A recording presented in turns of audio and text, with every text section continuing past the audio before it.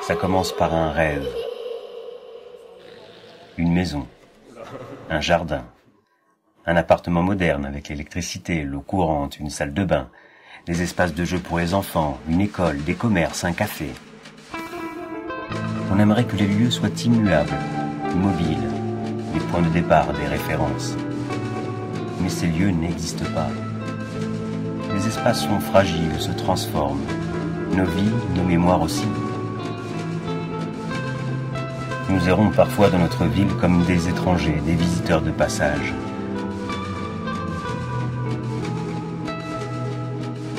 L'espace ne nous est pas donné. Il nous faut sans cesse l'interroger, le désigner, le marquer, en faire la conquête.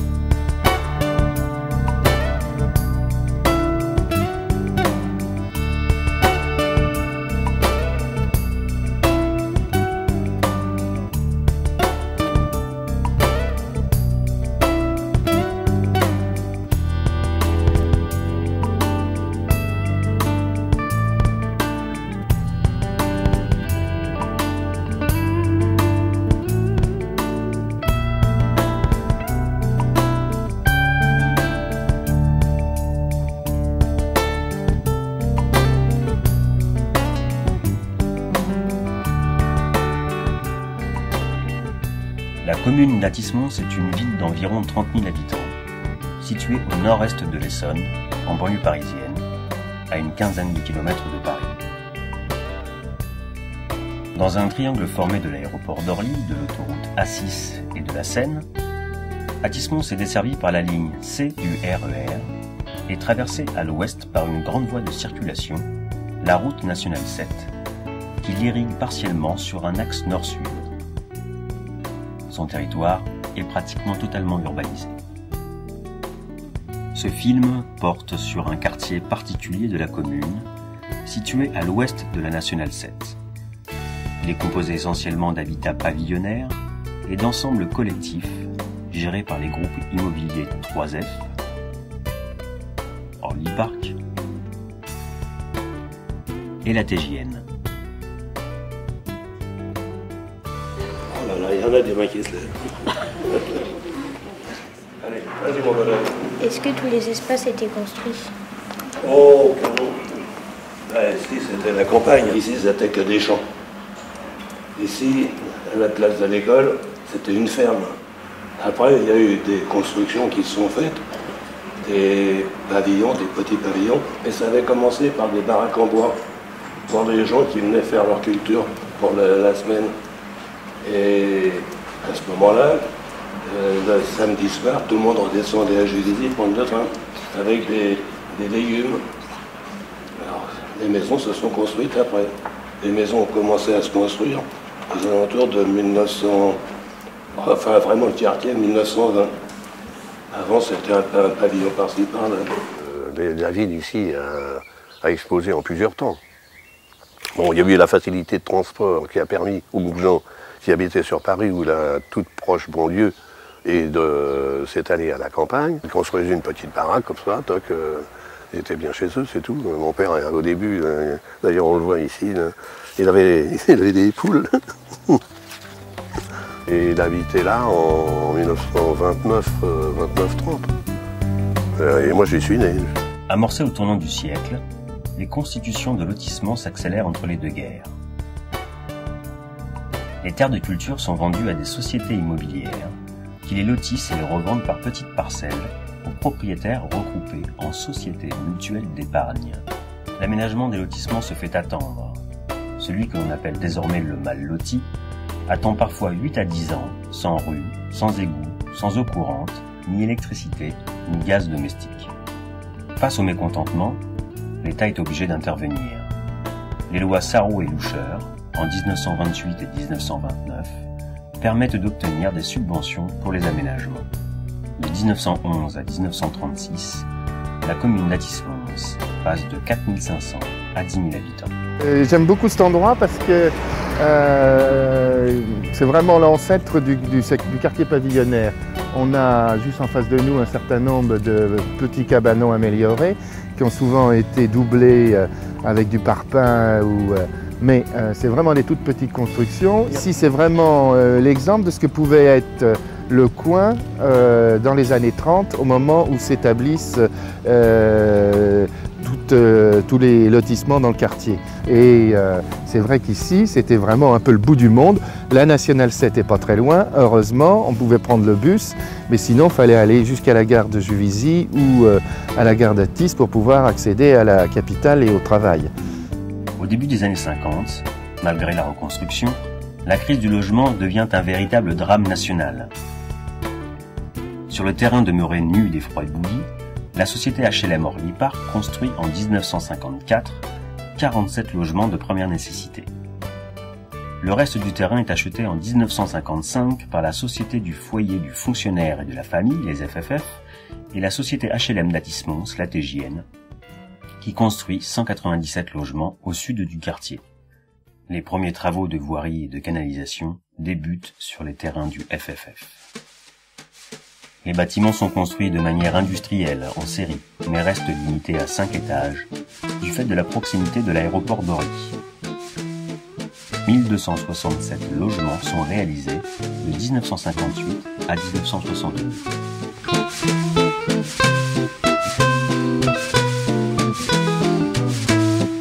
Et c'est le foyer des fonctionnaires et de la famille, les 3 F.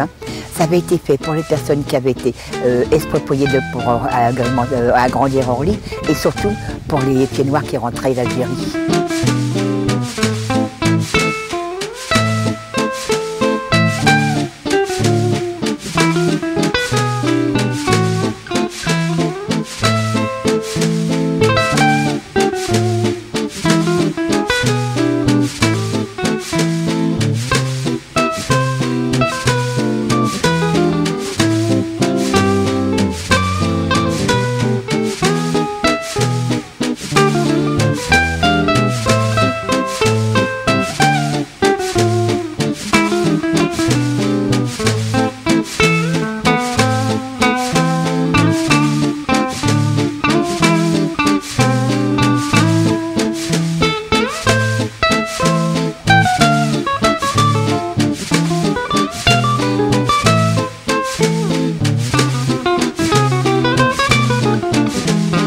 La première fois quand je suis venue visiter le logement, j'ai ouvert le robinet, j'ai dit oh, il y a l'eau, parce qu'on n'avait pas l'eau, on n'avait pas le gaz.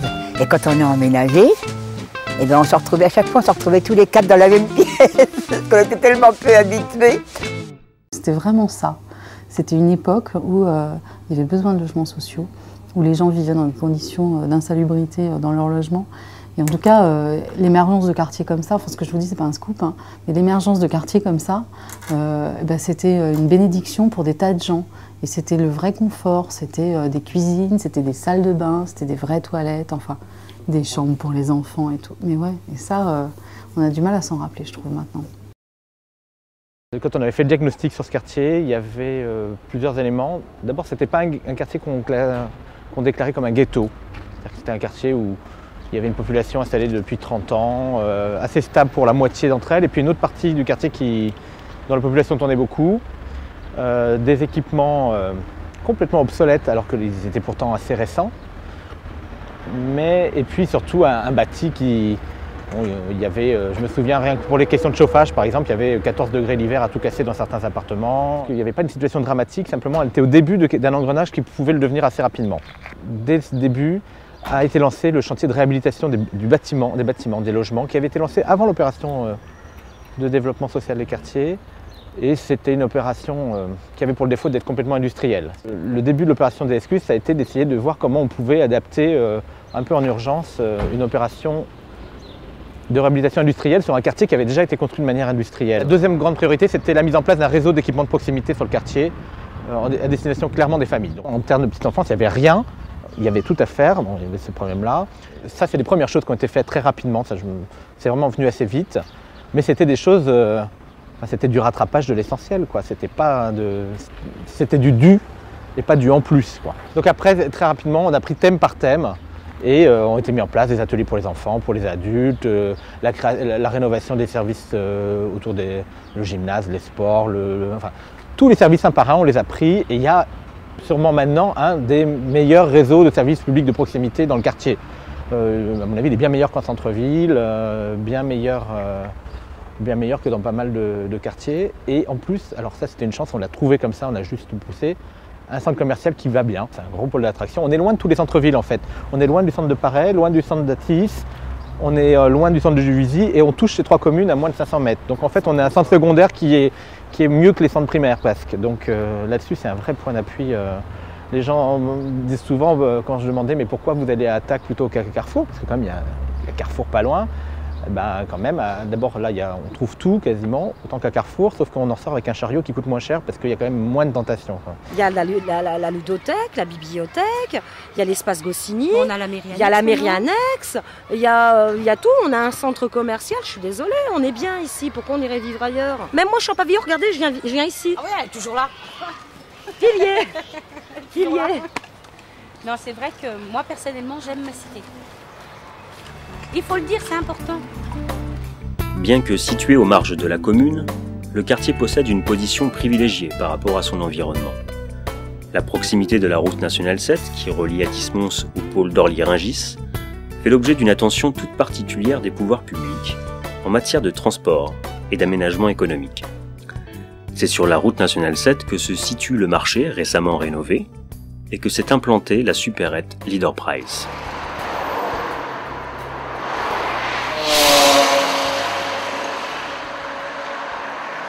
C'est le premier véritable aménagement d'espace public sur la RN7.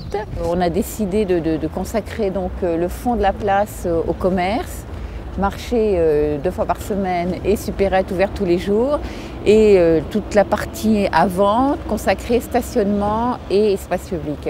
C'était le souhait d'un lieu de rassemblement et de contact. Le marché du dimanche à Athis, j'aurais du mal à m'en passer. C'est l'endroit convivial, c'est l'endroit où on rencontre tous les voisins, où on a d'excellents rapports avec les commerçants. Puis bon, moi c'est vrai qu'on a tendance à rencontrer plein de gens d'Athis, hyper sympas, avec qui qu'on ne rencontre qu'au marché d'ailleurs. Je voyais il y avait plus du monde et tout. C'était plus là, je sais pas pourquoi. C'est beau que ce qu'ils ont fait le plan. Mais pourquoi c'est mieux que maintenant? Je comprends pas. Les commerçants, surtout les clients ont dit que depuis les rénover, elles n'ont plus envie de venir ici. Je sais pas pourquoi. Moi. Bon, pour nous c'est bon, mais pour vraiment beaucoup de gens, surtout qui connaissaient le marché depuis longtemps, ils disent avant c'était mieux. Ils disent il y avait beaucoup de monde. Peut-être parce que c'est une question de psychologie, parce que les gens n'aiment pas de changer. Voilà. Toujours l'être humain c'est contre la nouveauté. Si je me mets sur le point de vue commerçant, c'est pas une réussite.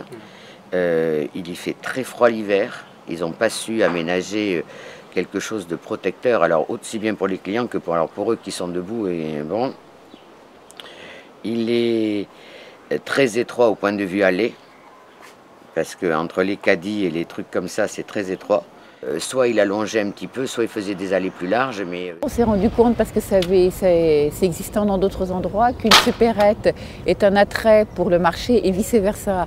Ce qui est encourageant, c'est que suite à la rénovation du marché et à l'arrivée de la supérette, on a eu d'autres propositions de commerce, de chaînes pour vous souhaitant installer des commerces alimentaires à proximité du marché. Je pense que l'effet rénovation du marché va entraîner une certaine dynamique sur le commerce, ce qu'on appelle banal, alimentaire ou de proximité. L'importance du stationnement est évidente. Il faut que les gens puissent se garer ici, pas simplement pour le marché ou pour la supérette, mais aussi pour l'ensemble des commerçants qui sont situés sur la nationale. Et ça, j'en ai parlé avec les élus. Il n'y a pas de parking. Alors comment voulez-vous vous garer, même si vous allez voir le bazar qui vient de s'ouvrir, où voulez-vous vous garer pour aller au bazar? Moi, j'aimerais bien avoir une grande avenue pleine de magasins. C'est quand même plus gai que leurs bagnoles pourries, leurs décharges à voiture et tout. Mais C'est vrai qu'il y a un manque flagrant de parking, c'est une catastrophe.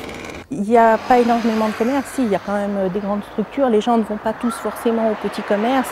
Il y a Belle Épine, il y a Carrefour, il y a Leclerc à Viry-Châtillon. Donc on a tous une voiture maintenant et c'est vrai qu'on réduit les distances. Et pour le tramway, alors on en entend parler. C'est l'Arlésienne, bon, je pense qu'il va se faire quand même. Il était question pendant un moment qu'il soit sur le milieu de la nationale. Alors il était question aussi que soit le tramway passe en dessous et les voitures en surface, soit que ce soit le contraire. Ça aurait été un gros problème pour nous, et pour moi en particulier, parce que comme je travaille beaucoup avec les gens de passage, mes vitrines sont très importantes. Si je n'ai plus de voitures, de personnes qui passent en surface, ça ne sert plus à rien que je reste ici.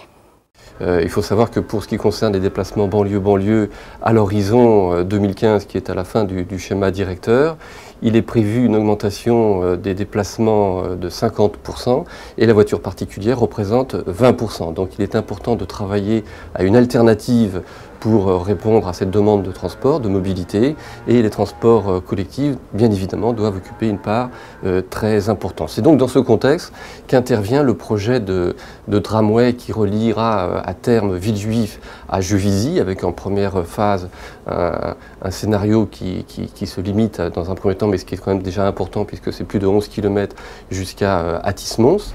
Je pense que le tramway, ça sera facile et rapide et ça desserrera Rungis. Donc déjà, tous les gens qui vont travailler sur Rungis, j'espère, utiliseront ce moyen de transport.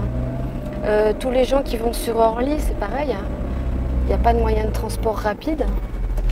Et je pense qu'ils utiliseront aussi le tramway, enfin j'espère. Ils vont faire Villejuif Carrefour en 2007.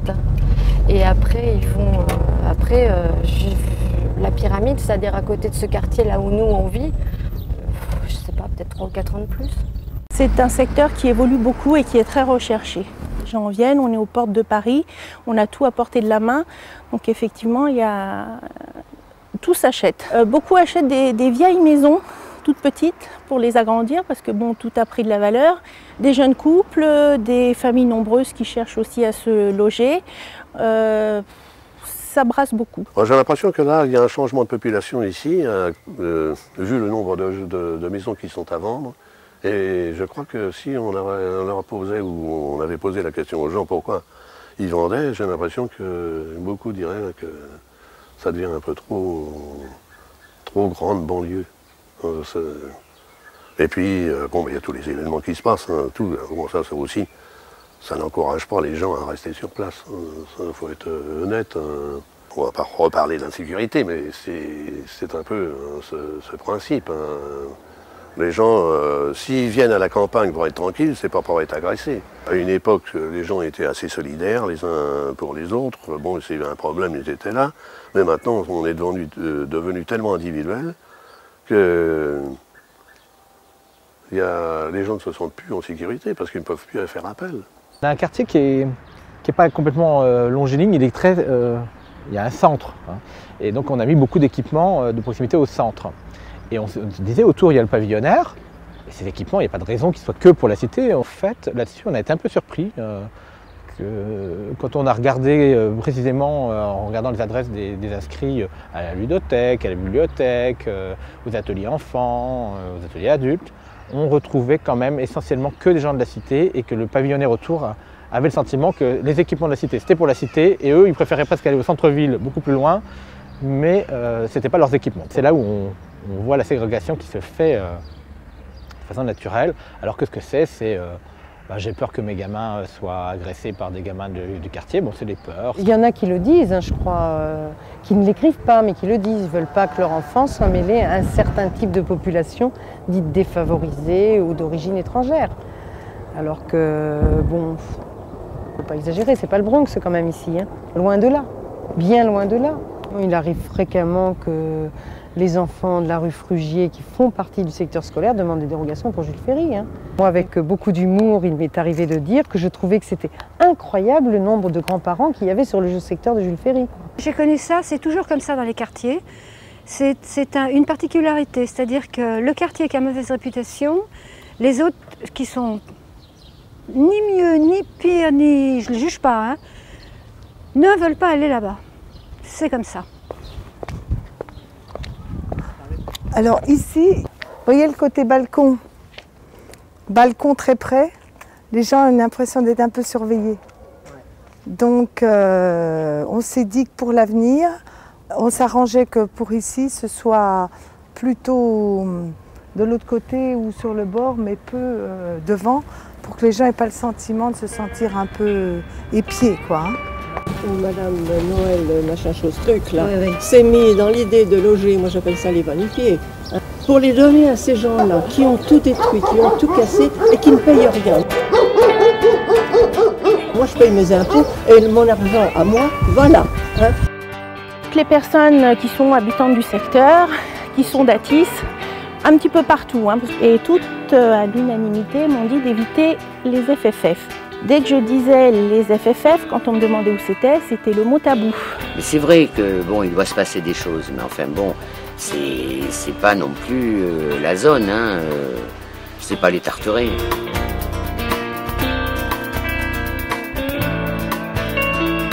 Quand vous vous appelez Ben Machin, ça y est, c'est capital. Ouais.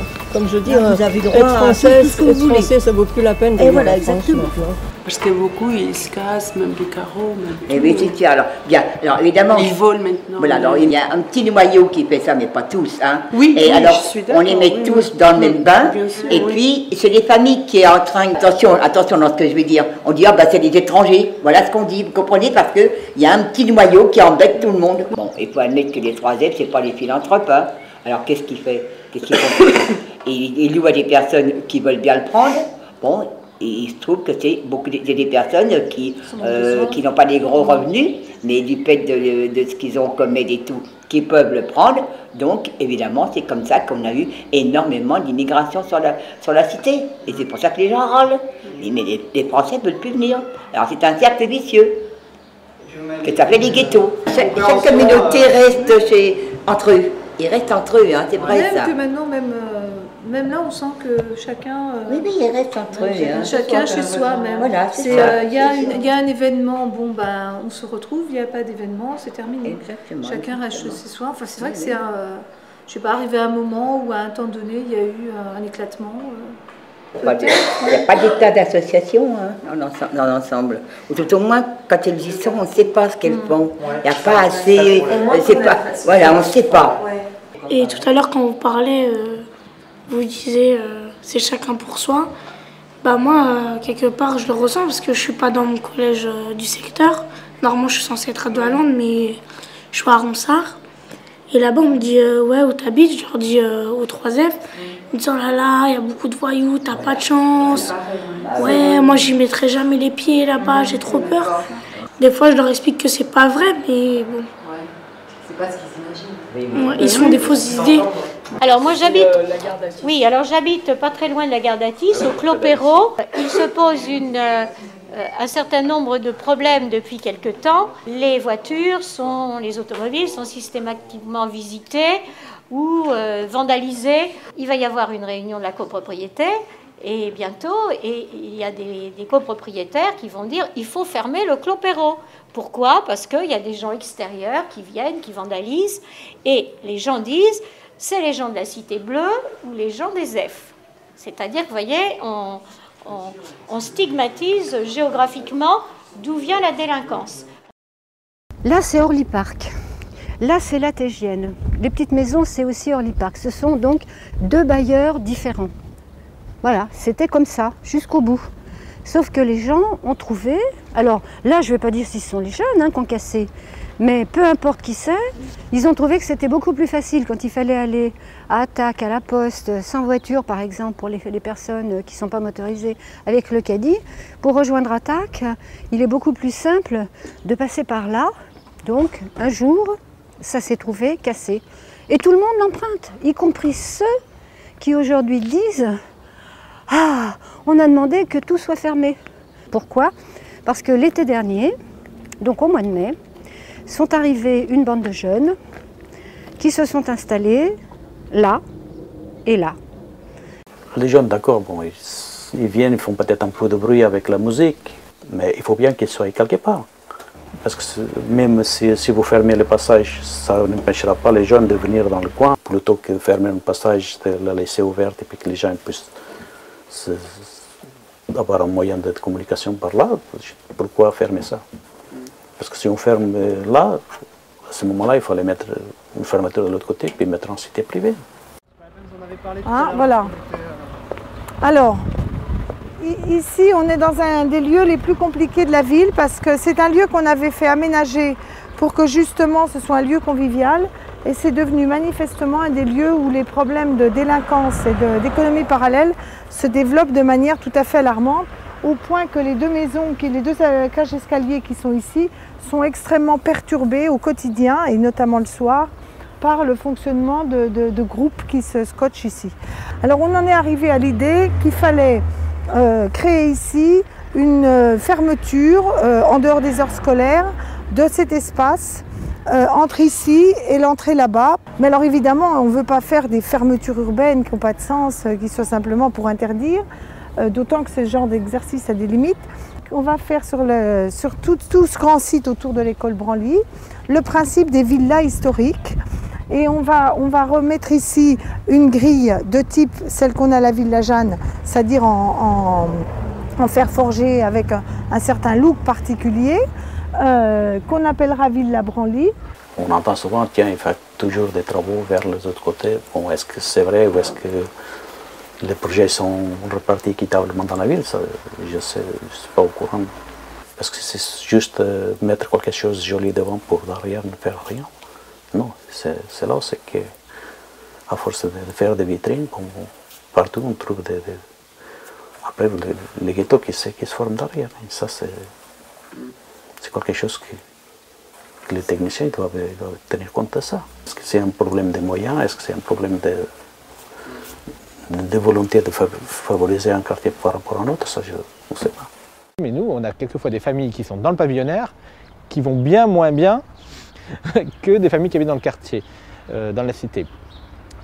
Alors c'est des petites poches. Dans le pavillonnaire, ça se voit moins parce que c'est pas tout le pavillonnaire. Hein. Donc il faut quand même aller regarder un peu plus au fond des choses. Et il ne faut pas opposer à ce point-là le pavillonnaire à la cité, notamment en termes de social, quoi. Il y a un vrai lien entre, en tout cas, les 500 mètres autour de la cité dans le pavillonnaire et la cité elle-même. En termes de population, l'opposition n'est pas si nette que ça.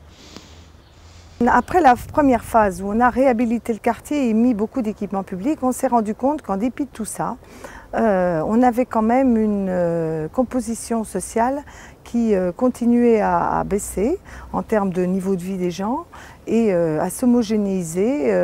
Et donc le pari de la mixité sociale qu'est le nôtre n'arrivait pas à se concrétiser. Donc à ce moment-là, on a repris nos études en se disant qu'il fallait une restructuration beaucoup plus lourde du quartier. Et nous avons pensé qu'il fallait que le Noyer-Renard redevienne une partie de la ville comme les autres, où se mélange du collectif et du pavillonnaire, et où on retrouve la trame urbaine, c'est-à-dire la prolongation des rues du pavillonnaire existant sur le tissu, alors que là, vous le voyez, c'est clairement l'inverse qui avait été fait à l'origine. Donc ici, dans la rue Edmond-Lefebvre, on va faire une percée qui va nous permettre de rejoindre la rue de Morangis. Dans la percée, il y aura une petite placette et on ne passera pas les véhicules autres que les vélos. De l'autre côté, en revanche, comme on accédera à la grande place, il y aura une percée. Mais donc, on a coupé le flot de circulation. Les gens, en fait, ont en même temps revendiqué qu'on embellisse leur ville, bien sûr, leur rue. On a décidé que dans notre programme d'ORU, Opération de renouvellement urbain, était compté non seulement la percée, la requalification des espaces dans le quartier, l'installation de la placette, mais aussi la réfection de la rue et l'embellissement aussi de la partie pavillonnaire. Une autre problématique qu'on pouvait avoir en tant que gestionnaire sur le quartier, c'était de dire il y a trop peu de grands logements sur ce quartier, il faut absolument qu'on puisse créer des logements plus grands, un peu différents pour nos locataires. Ça, c'est évident. Donc ça, c'était des problématiques qu'on avait forcément les uns les autres en tête.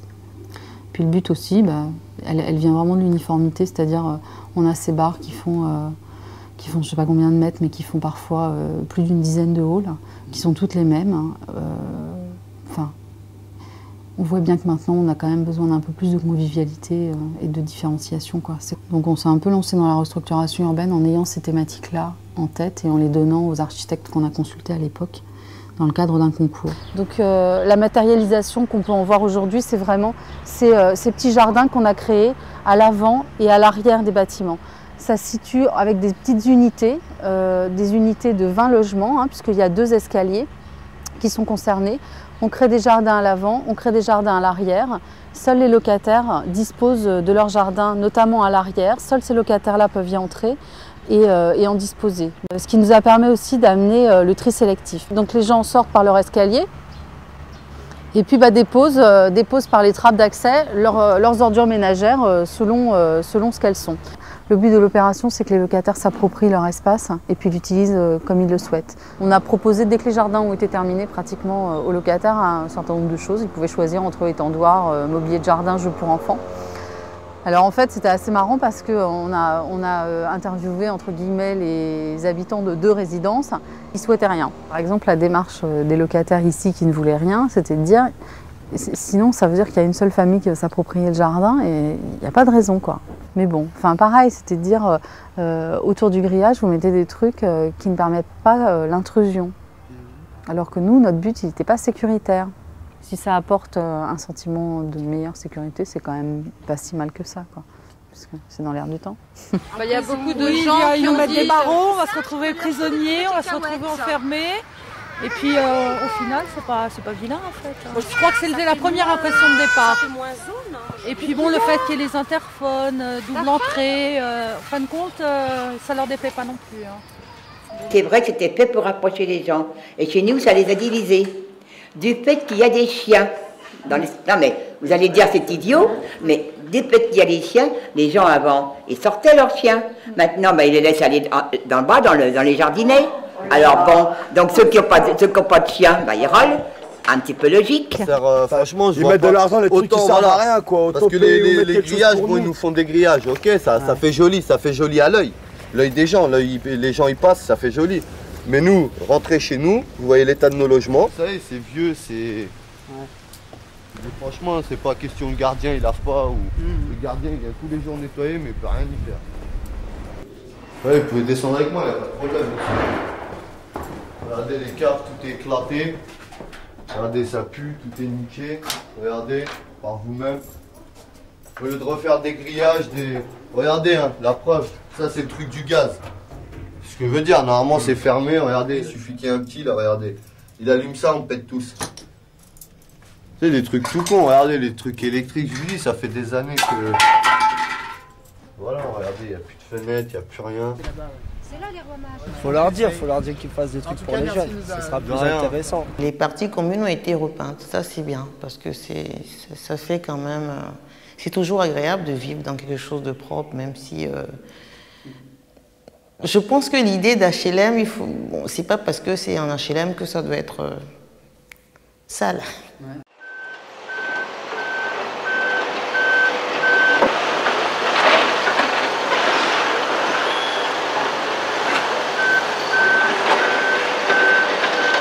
Je pense que ça sera une place comme disant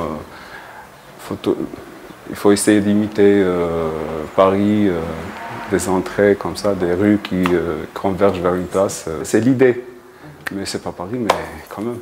C'est déjà bien pour raccorder un peu les gens. Donc, Si vraiment c'est les photos qu'on a vues, c'est fait vraiment comme les photos, ça va être très joli. Dans la Tisse Info, il y avait des dessins et tout ça, des plans où ils expliquaient ce qu'ils avaient fait. Dans les réunions de quartier que j'ai su, ils nous montraient justement les plans de ce qu'ils comptaient faire. Oui, cette fameuse réunion, mais il n'y en a pas eu d'autres. Non, il n'y en a pas eu d'autres. Après, on l'a su par la Tisse Info. C'est très intéressant les réunions de quartier. Ce serait bien qu'ils en fassent d'autres. Une par trimestre, moi je trouve que ça serait bien. Moi, en passant souvent à attaque, j'entends les gens qui parlent.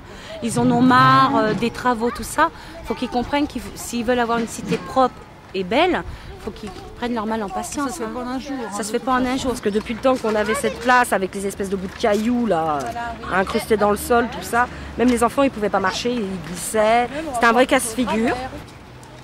Donc maintenant espérons qu'ils sauront la respecter. Ça, c'est autre chose. C'est vrai que des efforts sont faits quand même dans notre cité. Il fut un moment qu'on désespérait, mais là c'est vrai qu'il y a quand même des efforts qui sont faits. Lancée au cours de l'année 2001, l'opération de renouvellement urbain s'inscrit sur plusieurs années. Elle comprend également la rénovation des écoles, l'embellissement des espaces publics, la création de salles de danse et la revitalisation du centre commercial. Mais il serait quand même important de penser aux gens qui ont été délogés. Ils ont été relogés, mais moi je pense qu'il faut avoir une pensée pour ces personnes qui ont quand même vécu dans ces apparts, surtout les personnes âgées qui ont fait 20 ans, 30 ans dans un appartement. Bon, c'est vrai que les 3F, je pense, on les a accompagnés pour le déménagement, pour beaucoup de choses. Mais il y a quand même une part affective qui reste dans un appartement quand on y reste 20 ou 30 ans. Je pense que si je suis venue au groupe de travail, c'est aussi pour ça. Ça a été un déclic de voir des personnes avec qui on est voisins depuis des années, voire même amis, partir. Bon, ils ne sont pas allés loin, ils ont été relogés dans le quartier, mais il y a quelque chose qui change dans l'escalier. Je me suis inscrite à 2 groupes de travail sur le voisinage, les relations avec le voisinage et le plan du quartier. Le groupe de travail qui est créé par les 3F, bien entendu. Et on essaie de trouver le support qui ferait que tout le monde serait intéressé et lirait les consignes, parce que c'est sûr que dans la cage d'escalier, il y a toujours les consignes de sécurité, de voisinage, mais est-ce qu'on le lit vraiment? Quelle est la mobilisation qu'on peut attendre de la part d'habitants du quartier pavillonnaire? La question qui a été lancée et relancée, ce n'était pas la question de l'environnement, c'était la question de la voiture. Le voisinage, peu importe le voisinage, l'évolution à long terme, c'était pas très important. La qualité de l'environnement, bon, ça touche quelques personnes, mais c'est pas l'essentiel. Tous ceux qui viennent de Paris vont passer là comme on passait avant. Et les gros pavés, c'est des ralentisseurs? Les gros pavés. Si vous avez des questions, prenez le micro. En tout cas, je suis ravie parce que au moins le projet vous intéresse. Tout le monde a envie de parler. Rue du Potager. S'il vous plaît, chacun part à son moment. On est là, c'est rue du Potager. C'est vrai que c'est une petite rue, on n'est pas nombreux. Mais là où on a un problème, c'est qu'on peut repartir sur Paris. Il faut le remettre sur Paris. Je dois dire que je suis allée à des réunions. J'ai pris sur mon temps. On a survolé beaucoup de choses, mais au final, il n'y a rien eu.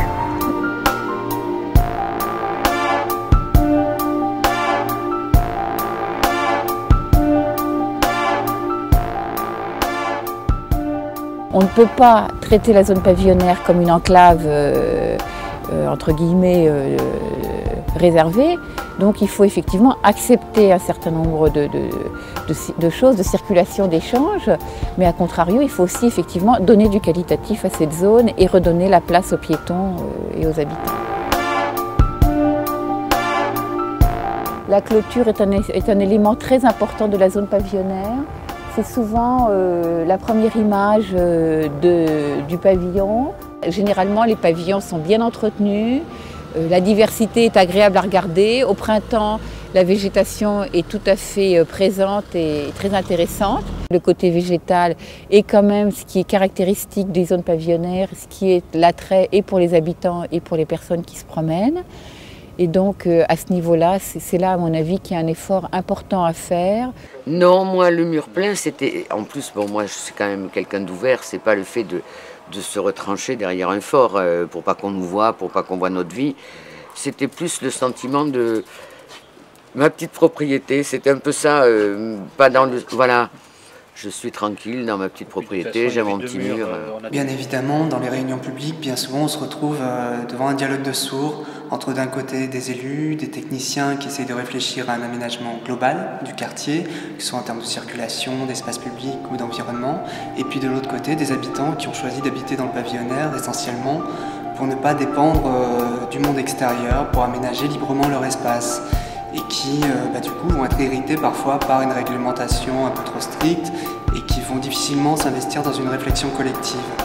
Donc, soit on en reste là et il y a des risques qu'on n'arrive jamais à aller bien loin, soit on essaye de réfléchir par rapport à leurs préoccupations, à leurs aspirations, et on travaille au niveau de la sphère privée et de l'amélioration de l'habitat. Bon, mais que ce soit sur les quartiers pavillonnaires ou sur les ensembles collectifs, il faut se donner les moyens de travailler dans la durée. Donc avec des lieux, des personnes qui soient des ressources véritables pour les habitants. On ne peut pas se contenter d'une communication ponctuelle, descendante, parce que ces changements, c'est des repères qui vacillent, c'est tout un travail à faire au quotidien. Et donc il faut pouvoir mener une action qui peut être une action culturelle, c'est-à-dire créer des moments de rencontre où ces changements pourront être travaillés avec les habitants, que ce soit par une équipe de quartier, par un service ou par un centre culturel, qui doivent se saisir des potentiels aussi de ce quartier pour mobiliser aussi les habitants, qui soient jeunes ou moins jeunes. Et puis il faut savoir utiliser aussi les outils qu'a pu créer la maison de banlieue de l'architecture, parce que c'est un lieu qui est déjà une ressource pour les écoles, mais visiblement pas assez pour les habitants, les élus ou les techniciens. Il y a quand même un centre de documentation, il y a des expositions, des films. Il faut pouvoir faire connaître un peu tout ça, parce qu'un projet urbain, ce qui fait sa qualité, c'est de pouvoir articuler l'histoire et le devenir d'une ville. Toutes ces améliorations, il faudrait que ça serve à quelque chose.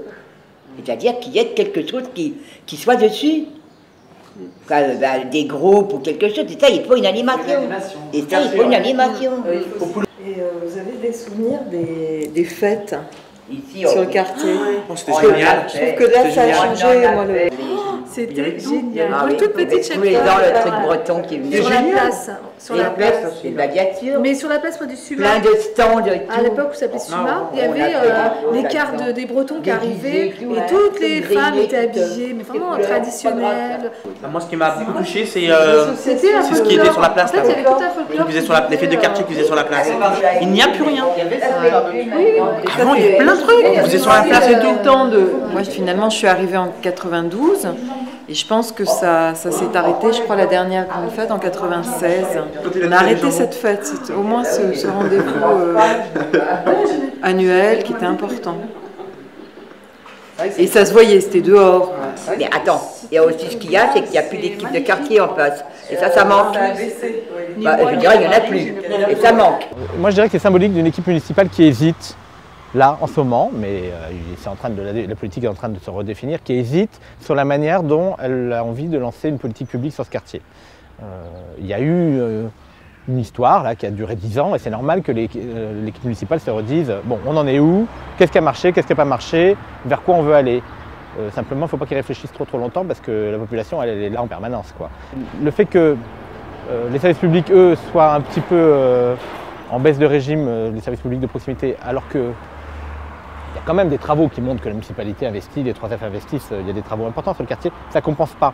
C'est-à-dire que le fait d'investir sur du bâti ne compense pas la gestion quotidienne sur les questions de propreté du quartier, d'entretien des services publics, de qualité de nouveaux services offerts, etc.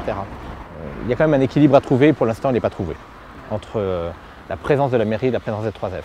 Mais par rapport à ce qui a pu être en 89, où il n'y avait ni l'un ni l'autre, moi je pense qu'on ne dit pas que je ne suis pas sur un bilan... on revient tout en arrière et on abandonne tout, c'est pas vrai. Il y a des acquis qui sont là. Avec la nouvelle équipe, en fait, on est en train de remettre à plat tout ce qui existe depuis les 2 mandats précédents. Tout ce qui a été fait en 89 n'est plus au bout du jour, donc il faut réactualiser. Dès septembre, il devrait y avoir le nouveau centre social éclaté. On supprime les équipes de quartier, on récupère les équipes et on redéploie en fait sur différentes activités.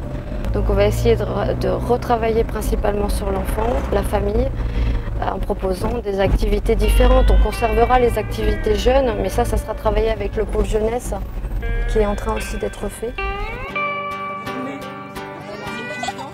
On voit la tête de Jolane. Alors en vacances, alors tu risques pas. C'est moi aussi.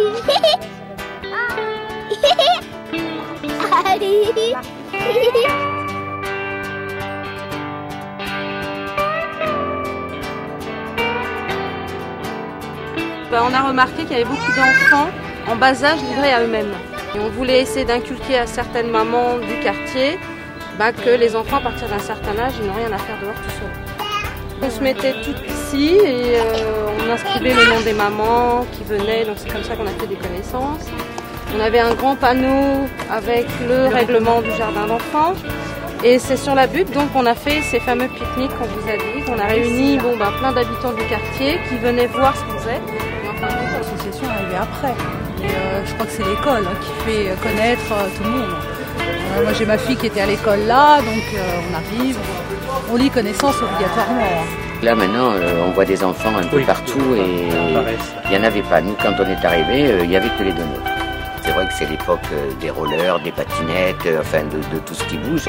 Bon, même s'ils ont une terrasse comme la nôtre, une fois qu'ils ont fait 3 allers-retours, tandis que quand ils ont une rue qui leur appartient, bon, ben, ils s'en donnent à cœur joie. Hein. Surtout le week-end quand il y a moins de passages. Hein. Oui, surtout le week-end. Dans la semaine, c'est plus difficile. Il y a même des bus qui passent, il y a rien. Parce que, bon, chaque enfant reste dans son... ne peut pas rester dans son jardin, donc il est obligé de... Pour jouer, il faut qu'il y ait un contact avec d'autres. Dans le cadre de la concertation, bon, ce qu'on s'était tout de suite rendu compte, c'est que l'espace public, c'était un espace monofonctionnel attribué à la voiture et qu'il manquait d'espace de jeu pour enfants. Simplement, on installe ici 2 jardinières à l'extrémité de la rue, c'est-à-dire qu'on coince le passage, on transforme ici ce passage en... c'est vrai, on résidentialise un peu plus les gens qui sont ici, c'est vrai. Mais d'un autre côté, on leur fait subir, disons, un petit peu de gêne qu'ils pourraient avoir à un moment donné par une accumulation d'enfants qui jouent un petit peu bruyamment dans l'espace public. Ça permettrait d'aménager un minimum pour que cet espace ne soit pas un espace réservé à l'automobile, mais soit un espace ouvert à des piétons et notamment Play Street, c'est un espace d'évolution pour les enfants. C'était une hypothèse de travail. On n'est pas dans quelque chose, dans un projet définitif. On est dans un projet qui s'adapte à un moment donné à une demande. Ils descendent de là-haut, ils descendent ici, jusqu'à là, ils refont le tour et ils rebelotent, ils recommencent tout le temps. Bah, ils ont fabriqué leur circuit, hein, carrément. Hein. Ça, c'est eux qui l'ont fait à force de passer, y compris les scooters. Puis ils se gênent pas quand il y a des vélos aussi. Donc... Mais les enfants, ils ont trouvé le moyen de... Ils n'ont pas de circuit, donc eux, ils l'ont fait. C'est pour ça que les gens ils se plaignent qu'ils entendent des bruits de moto. On s'ennuie alors. Après, on sort à grosse bécane. On sort nos motos. Il n'y a aucun éducateur pour nous, déjà. Il n'y a pas d'activité. Aucune activité. Avant, il y avait la maison de quartier, mais il n'y a plus rien. Avant, c'était eux qui faisaient les activités, maintenant, c'est nous qui nous les faisons tout seuls.